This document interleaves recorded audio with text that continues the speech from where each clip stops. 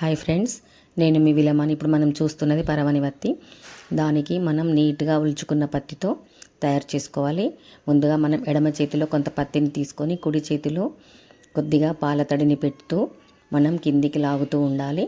అలా మొత్తం దారంలాగా వస్తుంది. ఇప్పుడు మనం చూస్తున్నటువంటి బౌల్కి దాదాపుగా 2 బౌల్ నిండా కూడా సరిపోతుంది. చాలా ఓపికతో నిదానంగా తీసుకోవాల్సిందే మనము. అలా తీసుకున్నటువంటి బార అంటాము దాన్ని, దారంని, ఆ బారని ఒక వెడ్డింగ్ కార్డ్కి మనము 2190 రౌండ్స్, అంటే మనము ఈ పుష్కరవతిని మనము 365 ఇంటూ 12 సంవత్సరాలది, అంటే మనకి 4000 చేంజ్ వస్తుంది కాబట్టి 2190 వస్తుంది. 2000 ఏమో అలా కార్డుకి రౌండ్స్ వేసుకోవాలి.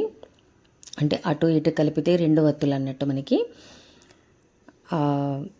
ఆ విధంగా మనం వేసుకున్న తర్వాత అది కార్డు నుంచి మనం జాగ్రత్తగా నిదానంగా ఒకసారి ప్రెస్ చేసుకుంటూ నీట్గా అలా సెట్ చేసుకోవాలి.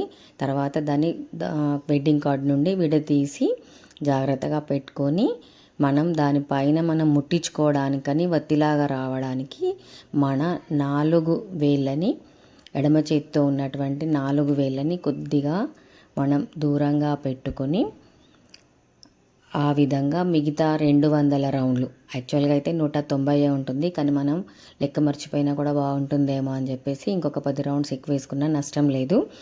సో 200 రౌండ్లని మనం అలా చేతితో వేసిన తర్వాత జాగ్రత్తగా చేతి నుంచి దాన్ని నిదానంగా విడదీసి ఇలా నీట్గా ఇందాక మనం ఆ కార్డుది ఎలాగైతే అనుకున్నామో ఈ చేతిది కూడా అలాగే అనుకుంటూ ఆ కార్డు నుంచి విడదీసినటువంటి పెద్దది ఆ 2000 రౌండ్స్ ఉన్నదానికి ఈ చిన్నది విడదీసిన తర్వాత మనము పైన ఒత్తిలాగా రావడానికి ఒక కొలికిలాగా ఆ పెద్దదాని మధ్యలో నుంచి పెడుతూ ఇది ఒక దాంట్లో ఒకటిగా పైకి లాగడమే.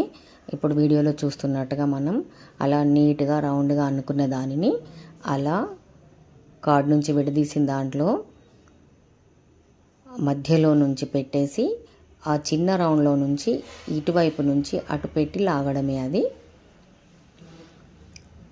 అలా కొద్దిగా మనం పెద్దగా చేసుకుంటేనేమో చాలా పొడవు వస్తుంది, చూడ్డానికి కొంచెం వేలాడుతూ ఉంటుంది, కాబట్టి ఇలా చిన్నగా సరిపోతుంది మనకి.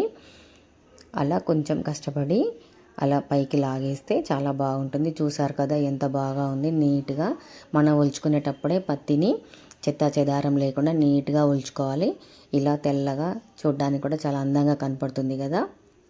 దీనిని మనం పరవని వత్తి అంటాము.